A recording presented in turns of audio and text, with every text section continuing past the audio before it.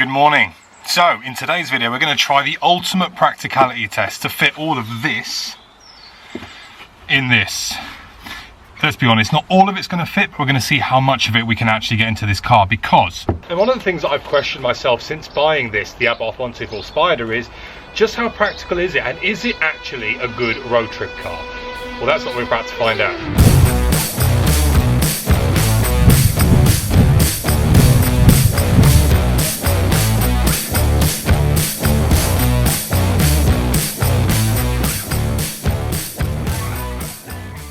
Now then, we're going to do this in two parts, and I'm hoping the rain holds off, but we're going to do this as if it was just me on my own going on a road trip to the Nürburgring. Then we're also going to do it if it was me and my wife, because, well, let's face it, she's the one that travels heavy. And one of the things that I really thought about when buying this car was, is it going to be practical enough for me to take on things like road trips? Because I don't know about you, but I love road trips. It's my favourite thing in the world. Spending time creating memories with friends and family is definitely one of the best things that I enjoy about the entire automotive scene. However, this is where it becomes a challenge with this car, the Abarth 124 Spider, because it is, of course, a roadster. Now, when I went back to Germany, or when I went to Germany about 6 months ago in the 695 70th anniversario, we had the luxury of not only the boot, but also the rear seats. In this car, we don't have that luxury. So, let's see how much we can fit in if I was going on my own. All right, so, if it was just me, I think I'll be absolutely fine, because the things that I bring with me would be this one, this one for all my camera equipment, and potentially, if I was going for any period longer than 4 days, I'd also bring this one. So these three into this. Now, I don't know if you can see it, but the 124 Spider boot is actually quite deceiving in terms of its size. You have this kind of like indentation in the boot, which actually is quite usable in the sense of being able to stack more things in it. It also is relatively wide in the sense that it pushes out past the kind of the lining, if you like. So you do actually have more space than you would expect. Whether that's going to fit those, I'm not so sure. Right, this one here is a really good example as to how useful that kind of indentation is, because you can see that this small suitcase has gone straight in with ease, which then means that I can chuck this big bag in here, and again, chuck that in there, throw that in there, and actually you can see that I've still got ample boot space in here. I wonder if I could fit that little red one in. Now this might be a stretch, but let's give it a go.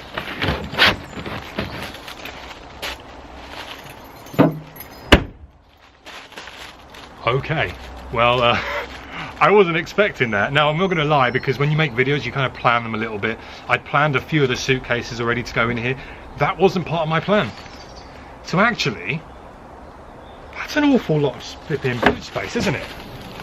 Yeah, man, that is an awful lot of boot space. I mean, I'm relatively impressed. And see, the thing is, if I was going away with a friend, like a friend who is a bloke, then we would be golden, man. One suitcase each, jobs are good. And unfortunately, this is where my challenge comes. And I love my wife, I love her dearly, but she won't go anywhere without that one. So let's see what we can fit with this. So let's try, I'll put this in first, into the dent. I'll also then put this one into the sides, like that. And then we'll get the daddy. Apologies for the awkward camera view, guys, but right, the daddy, will this fit? This is the one.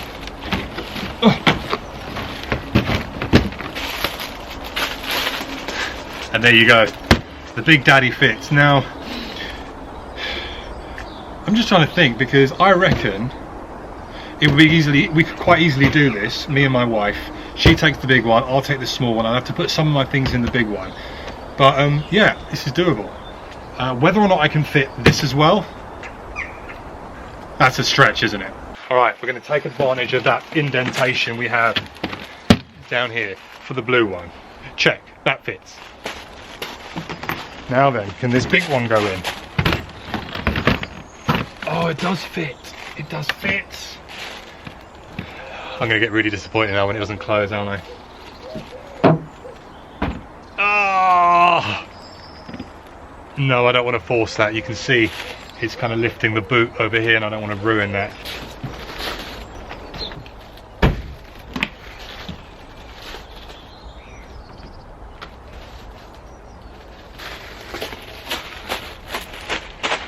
I guess that is the other option. If you wanted to, you could probably get a kind of roof rack for the car, but I don't know, on a road trip I stop very often. I'd be quite concerned about leaving all my belongings sitting on the roof of the car, so probably not. So for the purpose of this exercise, if you're traveling with your wife or your partner or your friend, you can fit this, and this very easily. Well, not very easily, quite snug, but all 4 of those fit, which I think is relatively reasonable. If you need one of this, and if your wife is like mine and she travels very heavy, you will be able to fit this, and this.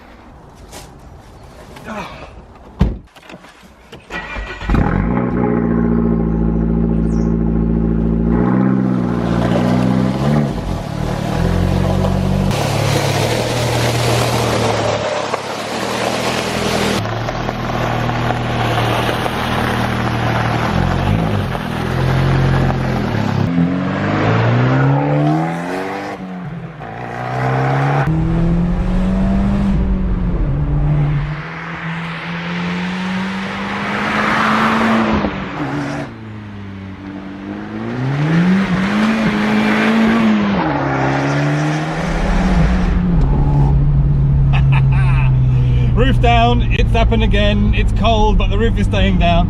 Now I guess what we could do with that bag we left behind is I could tell my wife, why don't you take a plane out to the south of France and I'll meet you there if you really need that. Although to be fair, that probably wouldn't go down well and I'd probably ruin the holiday even before I'd started it. And part of the whole road trip thing is to share experiences with those you love and your friends. So yeah, I don't think that that's a feasible solution. However, there are things inside this car which give you even more room.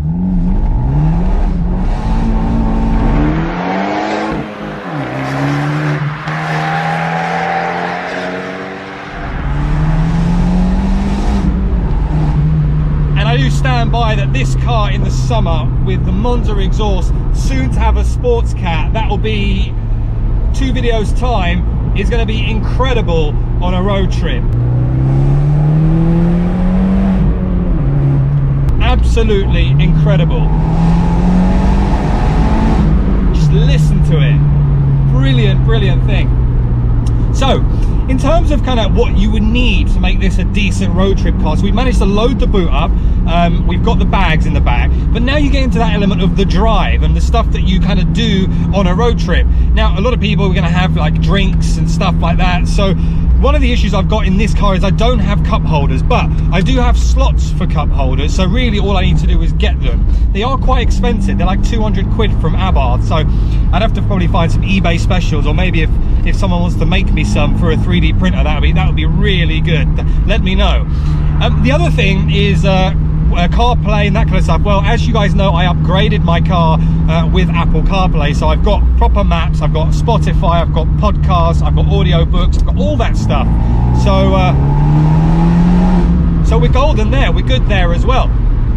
Now what about kind of your amenity, your little pocket holes to put stuff in? Well, we've got one here which is relatively deep, that can store some things, but also something that you might not have known, it's definitely something that's relatively new to me because someone had to tell me in the comment section of a video, is that behind each of the seats you've got another little storage compartment. So things such as, you know, drinks, sweets, all of that kind of stuff, if you need to just lug it in the back, then you can do that. So you actually got space to put things in here. Yes, it's not the most ideal amount of space, but you still got it, and a road trip in this car, in the Abarth 124 Spider, is 100% possible with someone who travels relatively heavy.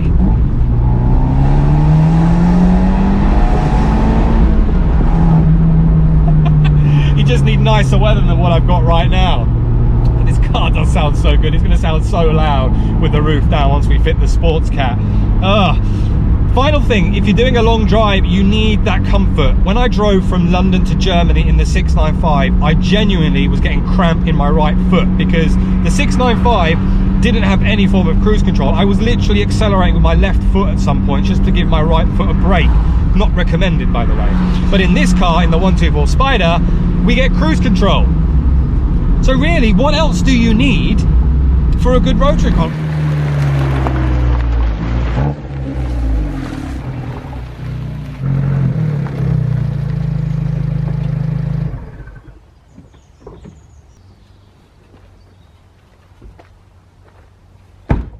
final two things that you're going to need for a good road trip car is, first of all, it's going to need to be comfortable. So the fact that we've got the H&R lowering springs and the spacers by Motec Performance, I don't get any rubbing. And even with a full trunk or a full payload, if you like, I still didn't get any rubbing when I was driving this. And I drove it relatively hard just to get a feel, because that was a worry that I might actually be rubbing on the rear arches, but I don't. That's not to say that if I hit a really big pothole on a road trip that I wouldn't rub, but the majority of the time, we're good.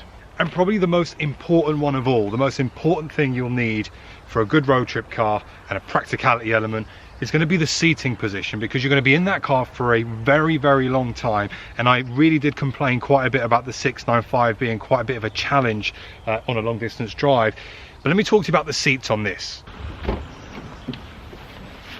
Now, getting in and out of these seats is an absolute pleasure. They're very comfortable. They don't give you anywhere near as much bolstering as the Abarth seats, for example, from a bucket perspective. But actually, I think that's good, because getting in and out of this car is a dream. The other element as well is from a seating position. I like this because you sit low and your legs are straight. It gives you really good back support as well. And actually, even for my passenger as well, she can, or he or whoever is in the car with me, they can easily stretch their legs and actually have a very comfortable journey.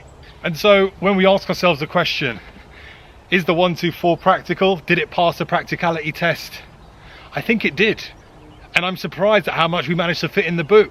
All we need now is an actual road trip. So fingers crossed that happens relatively soon. I hope you've enjoyed the video, guys. Please subscribe if you haven't done already, and I'll see you all very soon on the next one. Take care.